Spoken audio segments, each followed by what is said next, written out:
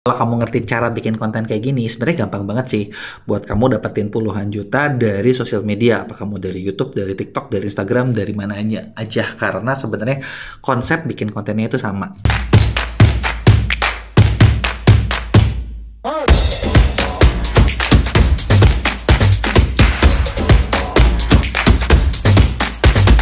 Halo Sobat Mea, di video kali ini kita bakal bahas tentang gimana sih cara buat bikin konten gitu ya yang bisa ngasilin sampai puluhan juta gitu ya, bisa ngasilin duit gitu ya intinya.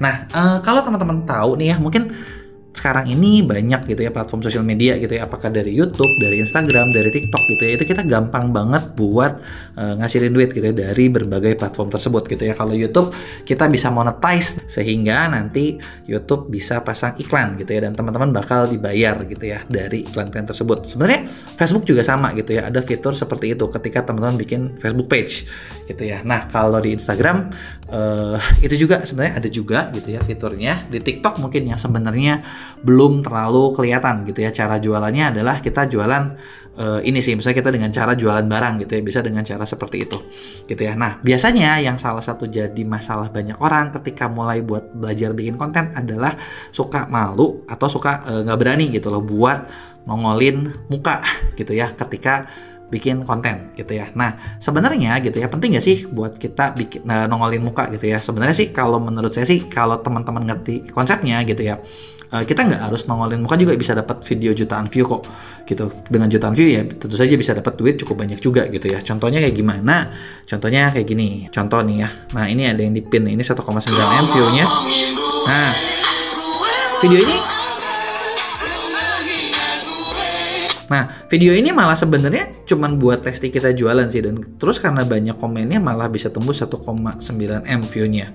Dan jujur dari video ini banyak nggak gitu yang misalnya masuk ke kelas online yang kita buat atau mungkin ke jasa yang kita buat, itu cukup banyak gitu. Jadi artinya dari 1,9 M ini ngasilin duit banyak banget gitu. Dan kalau teman-teman lihat tadi itu sama sekali nggak nongolin muka gitu ya. Nah, terus kita lihat lagi nih. Ini konten edukasi. Mentoring kelas FB Ads pasti berbayar ya, karena mempelajarinya pun susah banget dan mentoringnya tuh nggak bisa dalam waktu singkat. Apalagi yang namanya FB Ads itu adalah iklan berbayar, dimana kamu pun juga harus bayar untuk setiap klik ataupun untuk setiap iklan yang tayang. Nah, beberapa ini adalah metode bayar FB Ads-nya. Kamu bisa pakai kartu kredit atau kamu pakai debit. Cuman debit ini kamu harus aktifin dulu ke CS Bank untuk Visa dan Masternya. Bisa juga pakai Jenius. Yang pasti jangan pakai transfer, karena kalau kamu pakai transfer nanti uangnya kesimpan, taunya akun FB Ads kamu ke ban, hilang deh. Nah, itu contoh adalah konten yang sama sekali nggak nunjukin, bahkan hampir 400.000 view ya. Terus konsep lainnya lagi yang kita bisa bikin gitu ya tanpa kita perlu nongolin muka itu. Nah, ini dia nih. Trik lihai bikin customer auto beli dalam 5 menit aja. Kalau kamu jualannya skincare, harga tonernya 50.000 dan cleansernya 30.000, kamu jualnya bundling 70.000. Kamu bilang free lotion nih senilai 40.000 dan promonya berlaku hanya hari ini. Miliki sekarang juga dengan minimum belanja 200.000, dapat free ongkir lagi 20.000. Jadi orang jadinya belanjanya 200.000. Nah, itu tadi video tadi dapat total hampir 3 juta view padahal sama sekali nggak nongol gitu ya. Ini juga video ini hampir kenyataan kejam tentang free ongkir. Kalau di luar negeri kok jauh gitu bisa gratis lah. Kalau cuma di luar pulau bisa kena sampai 80.000. Aku ceritain ya, denger lo baik-baik. Kalau dari luar negeri, mau dari Cina atau Korea, ceritanya tuh gini, supplier di negara mereka masing-masing ngirim ke gudang dari toko orennya. Itu tuh ada duitnya ya, dari toko oren gudang ini kirim ke pelabuhan di negara tersebut, ada duitnya lagi. Dari pelabuhan masuk ke Indonesia, ada duitnya lagi. Dari sini masuk ke gudang toko orennya yang ada di Indonesia, ya ada duitnya lagi. Baru nih masuk nih ke rumah lu pada nih yang suka belanja. Itu semua tuh ada duitnya. Nah, terus kalau di sini ada duitnya semua, kenapa jadinya free ongkir? Ya karena sebenarnya disubsidi sama toko orennya. Nah, kalau misalnya di luar pulau emang nggak disubsidi. Lu mah mainnya kurang jauh. Dulu waktu awal 2015 toko orennya masuk ke Indo, itu tuh disubsidi sampai 0 rupiah loh. Lu nggak usah bayar ongkir sama sekali. Nggak ngalamin kan? Nah, makanya sebelum telat dan subsidinya makin sedikit, mendingan cepetan belajar jualan di Shopee bareng sama kita. Oke? Nah, itu adalah contoh video lagi yang kita dapat jutaan view tanpa nongolin muka gitu ya. Nah, kemudian nih, ini tadi kan kita bahas di TikTok, sekarang kita bakal lihat di Instagram gitu ya. Nah, Instagram itu juga sama sebetulnya.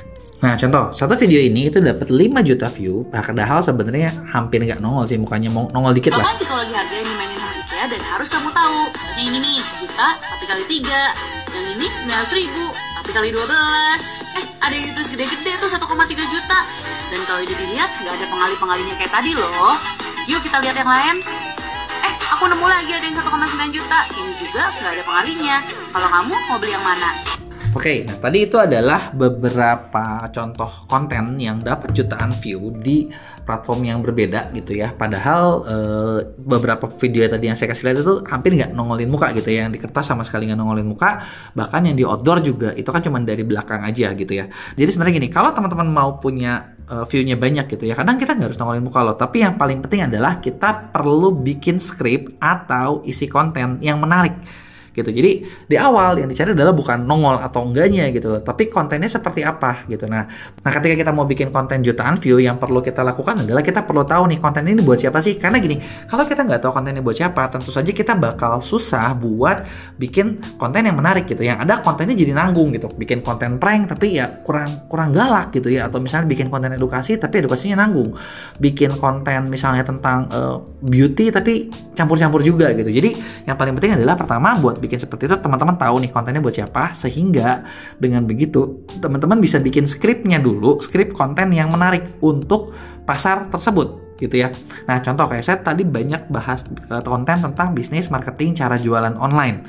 Nah di situ ya kita bikin konten apa sih yang menarik buat orang-orang, misalnya oh ini dia nih cara bikin kontennya seperti ini. Nah kemudian setelah kita skrip, nah sekarang langkah selanjutnya adalah teman-teman tinggal tag kontennya mau kayak gimana gitu ya. Nah cara ngeteknya bebas, teman-teman bisa misalnya ngetek kertas mungkin dari situ, atau teman-teman mungkin bisa main video animasi. Teman-teman juga bisa bikin video seperti itu dengan cerita-cerita yang bagus, dengan skrip yang bagus. Itu video animasi pasti bakal ramai juga, alias pasti bakal viral juga. Dengan viral ya tentu saja bakal ngasilin banyak duit gitu loh buat teman-teman yang bikin kontennya, asal teman-teman tahu cara ngejualnya gitu ya. Nah kemudian atau teman-teman juga mungkin misalnya nih bisa bikin konten footage-nya adalah kayak aktivitas di luar gitu ya, aktivitas outdoor. Jadi kita udah bikin skripnya, nanti kita tinggal kita tinggal shoot gitu ya, footage-nya seperti apa. Nah kemudian nanti dari footage tersebut kita gabungin deh, kita editing, kita gabungin dan jadilah satu video yang menarik gitu ya. Nah atau misalnya nih mungkin kita juga bisa sih nge-shoot laptop gitu ya, nge-shoot laptop kita cerita edukasi melalui laptop juga bisa gitu ya. Jadi sebenarnya sih kalau teman-teman mau ngasilin uangnya cukup banyak sebagai content creator ya gampang. Yang penting adalah bisa nggak teman-teman bikin script konten yang bagus gitu, script konten yang bagus. Kemudian nah teman-teman tinggal produksi gitu ya. Nah di sini paling yang saya mau kasih tambahan tips adalah buat bikin sebuah konten yang bagus. Tentu saja konten yang bagus itu konten yang shareable gitu ya. Jadi ada rumusnya nih. Ada rumusnya, ini teman-teman bisa pelajari di buku Contagious gitu ya, karangan Jonah Berger.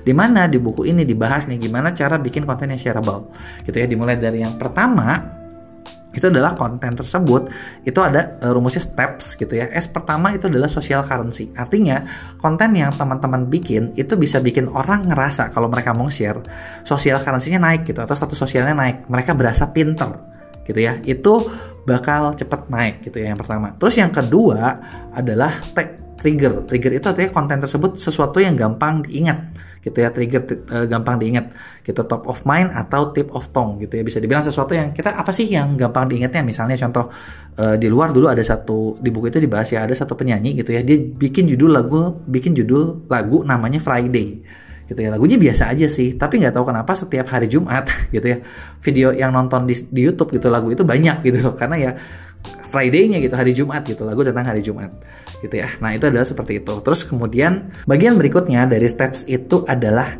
atau emotion. Jadi konten yang kita bikin itu perlu membangkitkan emosi. Apakah bikin orang yang nontonnya jadi seneng, ataukah jadi sedih, ataukah jadi marah. Makanya banyak di media sosial gitu ya konten-konten yang bikin orang marah gitu ya, banyak bisa dibilang selebtok baru yang muncul gitu ya, dengan cara bikin konten yang bikin orang pengen marah-marah gitu, marahin dia, itu naik-naik juga gitu loh. Itu tetap shareable juga, bikin orang tetap aja gemes gitu meskipun kita sebel gitu sama orang yang bikinnya gitu ya. Nah kemudian yang berikutnya adalah P itu adalah sesuatu yang publik atau sesuatu yang memang lagi rame, sesuatu yang bisa kelihatan gitu ya. Makanya sebenarnya kalau soal publik sih kadang gini, suatu konten yang memang lagi rame gitu, sesuatu yang lagi hype, teman-teman ikutin pasti ke bawah naik juga gitu ya. Meskipun kadang kita agak nggak nyambung, agak beda niche, masih bisa diikutin gitu ya. Nah kemudian yang lanjutannya adalah berikutnya adalah practical value, alias konten yang teman-teman bikin itu perlu ada bisa mudah dipraktekin gitu loh. Jadi bikin orang tuh ngerasa, oh kalau gue bikin ini, oh orang bisa dapat manfaat ya, bisa dipraktekin ya. Orang itu bakal mudah buat nge-share gitu ya. Dan yang terakhir adalah S-nya adalah story, alias mengandung cerita gitu. Nah kalau teman-teman mau bikin konten-kontennya viral, konten-kontennya cepet bagus gitu ya, gampang. Sebisa mungkin kita masukin berbagai elemen tersebut ke dalam kontennya teman-teman. Apakah kontennya bentuknya storytelling yang ada practical value-nya dan bikin orang ngerasa pinter kalau dia nge-share, naikin social currency. Nah misalnya teman-teman punya 3 poin aja, bahkan 2 poin aja, biasanya konten tersebut performnya bakal bagus banget gitu ya. Apalagi kalau teman-teman bisa gabungin banyak gitu loh, banyak poin di dalam sebuah video gitu ya. Dengan video tersebut ya, mau platformnya dimanapun, mau di YouTube, mau di TikTok, mau di Instagram, mau di Facebook gitu ya, konten tersebut pasti bakal naik-naik aja gitu. Konten tersebut bakal dapat view banyak, dan dari view banyak tentu saja teman-teman dengan mudah bisa memonetize gitu ya, dapetin hasil yang cukup besar juga dari konten-konten tersebut. Oke, mungkin itu aja sharing singkat tentang gimana caranya teman-teman bisa bikin konten viral jutaan view gitu ya dengan di berbagai platform sosial media. Oke, sekian, sampai jumpa di video berikutnya.